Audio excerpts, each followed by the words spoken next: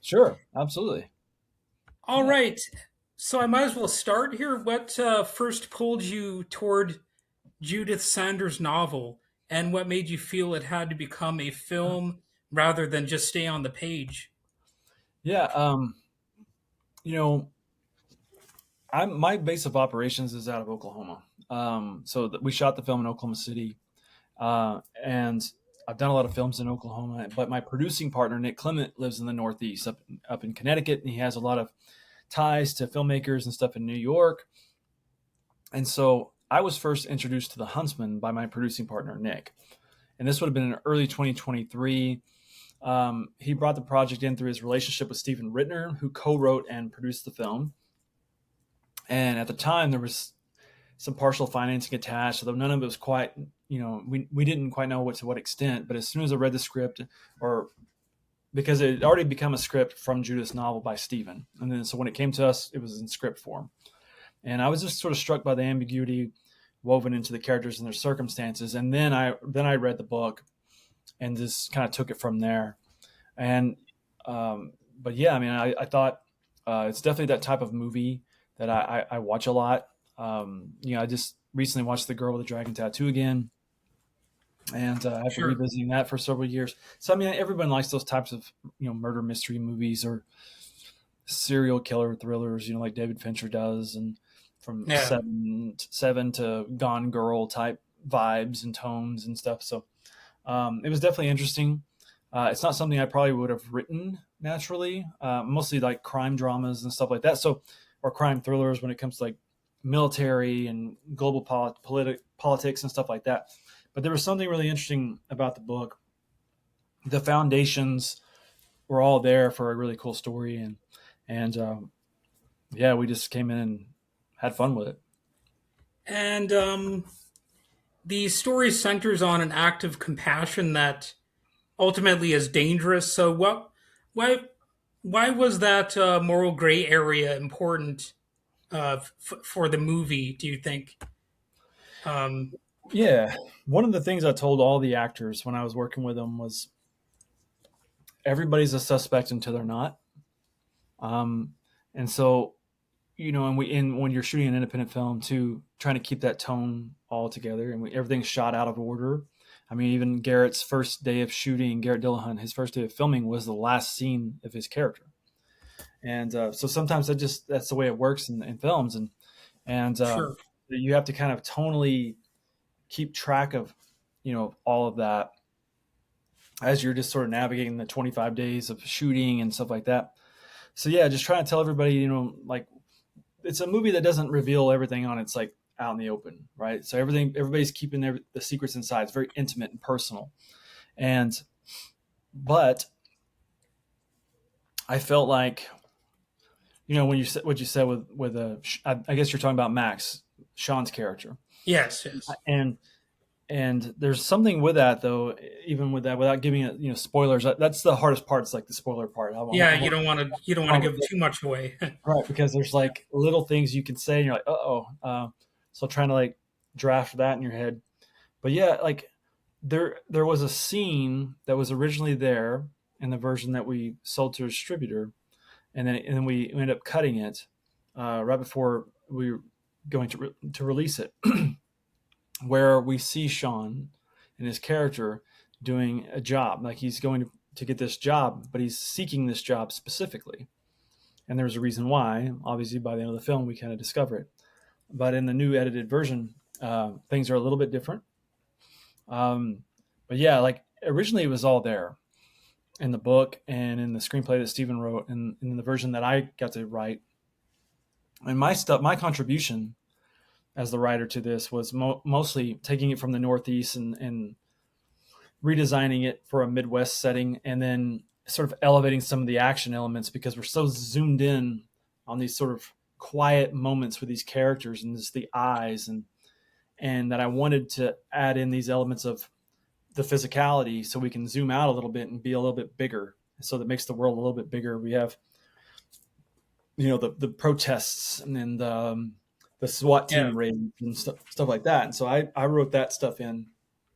I'm ex-military, and I always sort of incorporate those types of things into my films, and so I think it, you know, taking a character, someone like Sam Miller that Todd Jenkins played in the movie, and he's just like a small part in the book and in the script, and then I wanted to take that and elevate it, and then make him more of a red herring. So that's how we just, elevate little things. So all the characters are a little bit bigger. Sure. But that's what we did. Yeah. And those protest moments, they kind of hark back to Ted Bundy. He was really like the first, I guess, big modern media star in terms of like true crime. And Sure. I think people kind of forget that a little bit sometimes about, he was right at that time where mass media was uh, truly building steam. And I think this movie kind of recaptures some of that energy Yeah. I, and I was reminds us that the media have a big influence on how we perceive crime. absolutely. Yeah. I was watching like a 2020 special on these Girl Scout murders that happened in Oklahoma. And this would have been back in the late 70s, maybe 79 or something. And since it was a small town in Oklahoma called Locust Grove. And then once these three young girls were killed, and in the small town, the police came in to start the investigation, and then the town kind of got wind of it, and they had a suspect in mind, and the town just got involved, and they just kind of showed up. And when the police were trying to do their investigation and their sort of hunts for him, this character, they were just there. They were always like they're helping out, or they're protesting, or they're just a presence. And so I Yeah, thought, a small town, young ladies get killed. I would imagine the town's going to stand up for themselves and be like, "Hey, just so you know, we're watching you. We're looking for you. Uh, we're not going to let this be forgotten." And so that's something that we incorporated into the movie for sure. and you've said the film avoids gratuitous violence. So, how did you build tension and fear without relying so much on graphic imagery? I mean, there is a little bit of that in here, but it's Right. not. It's definitely not the star of the film. Correct. Yeah, like gratuitous violence, gratuitous nudity. I'm not just a real big fan of that stuff. I'm more interested in characters and motivations and stuff like that, and those types of things happen sort of off screen, or we give them a little bit of it, but we don't give them a lot. And I'm just more interested in that and sort of approaching it from an art house perspective versus the gratuitous. That I'm just really not interested in those types of things, and I feel like that makes the movies. I feel like I don't know how audiences are going to perceive the movie. I hope they love the movie or enjoy it. And I feel like for me, movies live longer in my mind when it's not too flashy, when it's not like Yeah, dangling a carrot in front of you, and it's like makes you think a little bit more. I, I'm just more drawn to that stuff personally, and sure. so we try to we try to take out some of the stuff that was a little too much. I mean, there's some things we just have to keep in and do, and we shot everything, but then in the edit room maybe we take it out because it's too gratuitous. But some things, the consensus was like, oh, maybe we should leave that moment. Maybe we should try that moment there. And Well, so, here's how I see it, because I do love some gory movies, but not sure, every movie has to be that. You know what I mean? right, So right, that's fine for me. There's some weird horror fans out there who just don't like any movies that lack right, gore or sure, whatever. I don't fully understand that, although I yeah, guess if that's what you're used to, it's what you're used to. But sure, yeah, um, let's see. The ICU nurse is our way into the story. hmm So how did you shape that character so the audience would question his choices, but stay emotionally invested? Because that's a bit of a unique balance, I suppose. yeah. I mean, again, it's just when you're shooting out of order too, it's hard to kind of keep because you're not shooting it, verbatim as they read it, so they can track from point A to point D. Like, okay, this is where I start, this is where I end.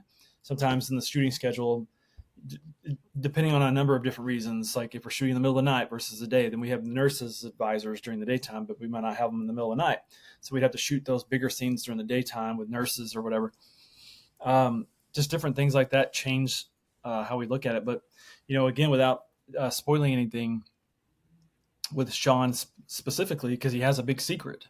There's a reason why he's at this ICU, this rehab center, and there's a reason why he's getting closer to Garrett's character. He's not just, it's not an accident that he's the nurse. And it's not just an accident, he gets upset right as the story goes, and he wants Lincoln to wake up so he can get answers. And then when Lincoln does finally wake up, police start their investigation again. They pull him out of the hospital and they take him home to be with his wife.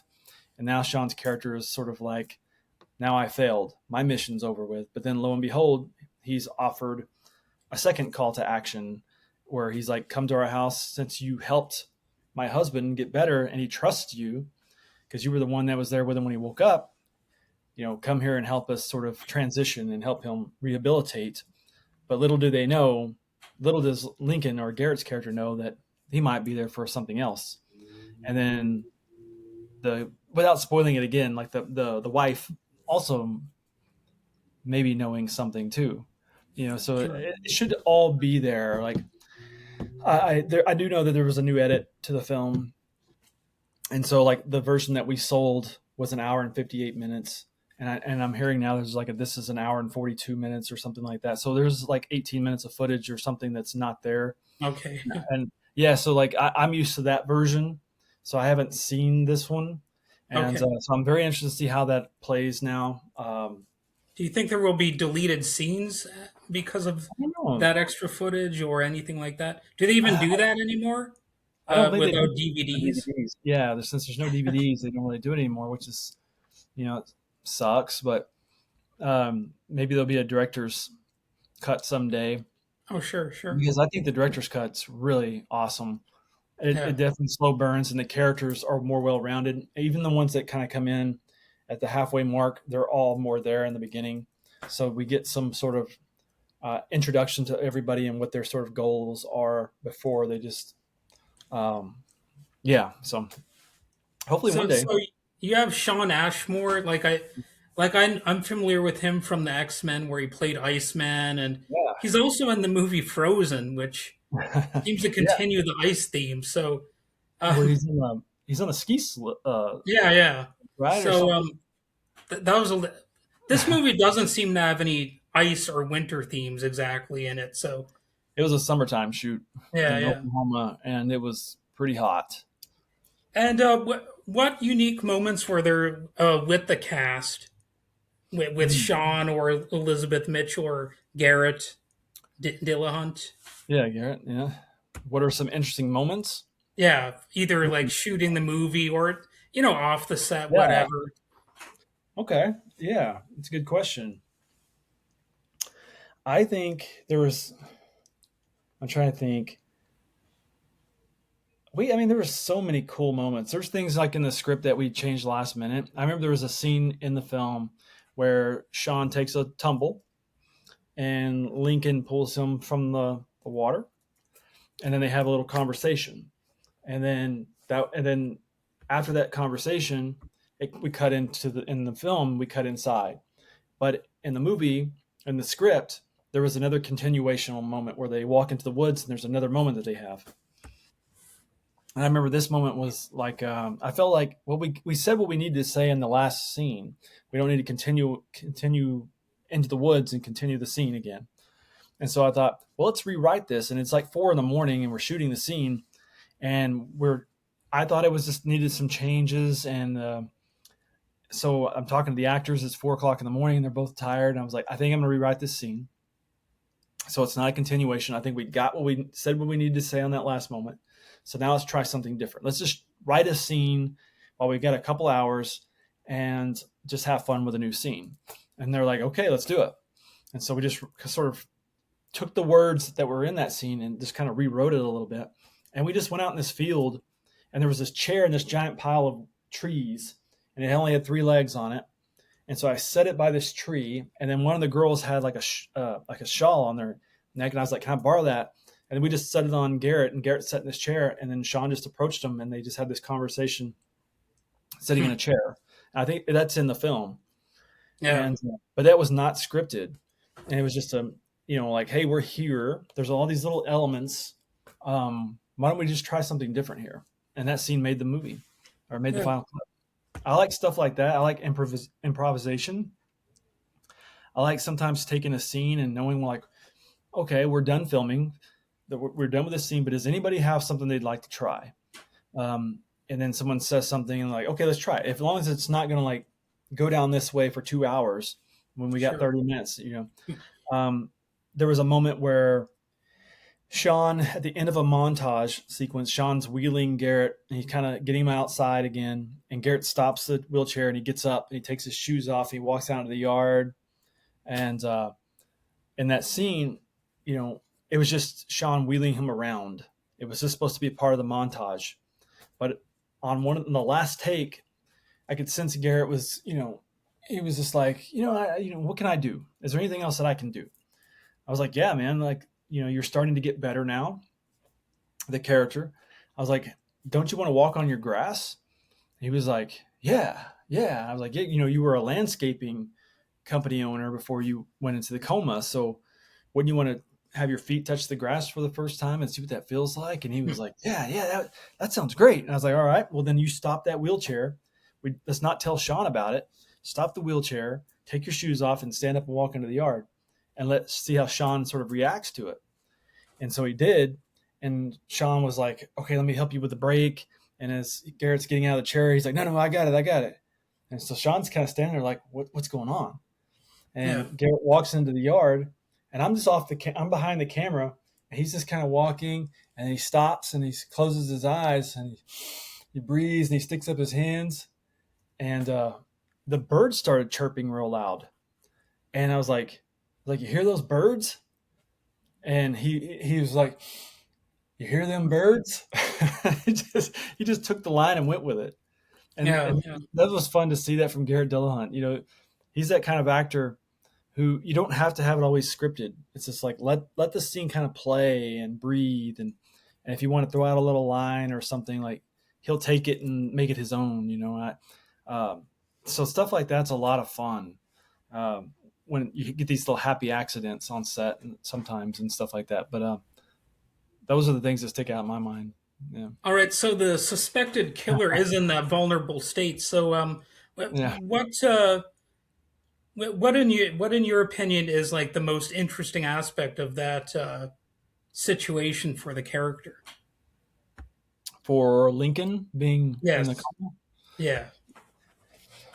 well, I mean, everybody thinks it's him, right? Everybody in this entire town thinks he's the guy, and without spoiling the film, and I can only imagine, he's as he wakes up, you got to think about what was the last thing that he remembers when he was awake before he went out.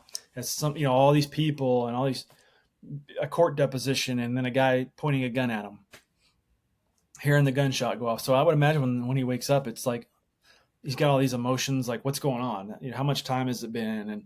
And we sort of discussed that a little bit, and so like in his mind, I remember talking to Garrett about it when we were shooting it. When he wakes up, he was like, would I still think there's people all in the room? Would I think there's people all around me? Like, get these people out of here. Where's my wife? Or because he likes to discuss that type of stuff, and I really like that. Sure. And but we ultimately settle on something a little slightly more eerie, like not the physical, like where's my wife, but like get all these people out of the room. I can't deal with this right now. So we just kind of pursued that. But coming back home and like getting discharged from the hospital to realize that people still hate him, and then getting to go home, and then you see it on the news that maybe there's a new someone else, but there's people protesting in front of his house. Like, I would imagine that character is under a lot of stress Sure. and Sure. and sort of tormented by this reality that he's created for himself, even if it's by design or accident. And so having someone like Garrett play that, you know, Garrett's such a great character actor.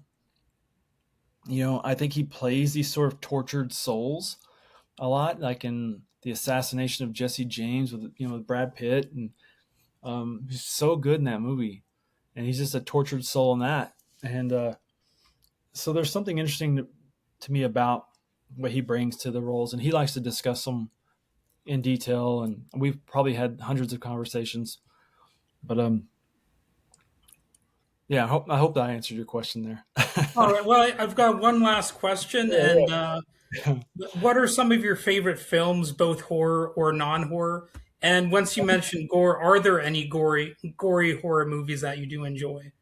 I mean, like yeah, in the late '80s, I was probably 6, 7 years old, and I remember on weekends I'd go stay with my grandparents, and we'd rent VHS tapes, Sure. and then we'd watch them on Friday nights, and then some on Saturday. We'd rent 5 or 6, and I remember this would have been like '89 or something. Um, I remember us renting a Pet Cemetery, Oh and yeah. we were going to watch it on a Friday night, and then for whatever reason it got late, and my grandparents were like, "Oh, we're going to go to bed," and I was like, "I'm not ready to go to bed. I'm going to watch this movie," and they're like, "Don't do it, don't do it." And I was like, okay, And they went to bed, and I watched it by myself in the dark. And they're like, there's no lights Sure. on, because you had to keep the lights off and keep the volume low. So I'm sitting there in the dark, just watching this movie, and I remember still this day going and sleeping next to my grandparents' bed afterwards. It just freaked me out. So, yeah, I mean that movie terrified me. But like favorite horror, I mean like Alien. It might be cosmic horror, but like Alien, The Thing, stuff like that. Those are some of my favorite horror films. Sure. Sure. Um, my favorite films, I would say more like Shawshank Redemption and stuff a little bit more thoughtful. Um, yeah, I mean I'm a huge fan of like Last of the Mohicans, No Country for Old Men, There Will Be Blood, Cool Hand Luke, Oh yeah. Yeah. Badlands. Terrence Malick's Badlands, The Thin Red Line. I love a good movie that's like makes me think, but it's like emotional, but it's like beautiful cinematography and great actors and characters. Road to Perdition, I think it's a beautiful film with Tom Hanks. Um, Prisoners with Jake Gyllenhaal and Hugh Jackman. It's a great missing persons thriller. So stuff like that. I love Sicario. I watched Sicario. Like I love Sicario. It's a great movie. There are a lot Um, of movies you mentioned that I unfortunately haven't seen. Oh man, So you gotta go see them. yeah, You've yeah. got yeah, you've got a great weekend of movies coming up. Yeah. Yeah, I'm a huge Well, all movie. right. I might as well leave it at that. I mean, I could talk about a billion other things, but it's already been like 23 minutes, so that Yeah, time goes by really fast. So I don't know how you guys edit these, or if you just put it all on there. What I guess do however you guys need to do it. But sure, sure. I don't know how All they right. feel about And on when will edit. the movie be like streaming or available? Is it Yeah, going to be in theaters or? yeah. Actually, so the Huntsman, it drops in theaters on Friday, February 6th, and I'm sure it's coming to like L.A., New York. It's coming to Oklahoma, Detroit, Georgia, um, places like that, and then it drops on VOD platforms, Amazon Prime, Apple TV, Vudu, YouTube, all those platforms on February 10th. All And right. yep, and you can All right. find Well, me I'm gonna social media. wrap it up here. I Yeah, guess. And thanks for joining me on here. And yeah, go see the Huntsman. You yeah. know. Thanks, guys. Yeah, thanks, Wade. I appreciate All you, right. man. All Have right, a good day. all right, man. See you. Yep. Bye. Bye.